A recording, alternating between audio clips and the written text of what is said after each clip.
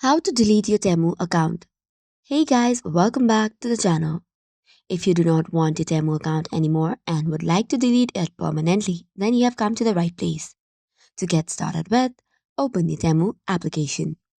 Log in using your credentials, and once you do so, on the bottom you will see a profile-like icon. Tap on it and then tap on settings, which is on the top right. After that, tap on account security tab, which should take you to another page. Scroll down to the bottom to see the option Delete your demo account. Tap on it. You can review your account one more time and then also check if there is no incomplete or post sale orders. After that, tap on I want to permanently delete my demo account and then tap on Continue.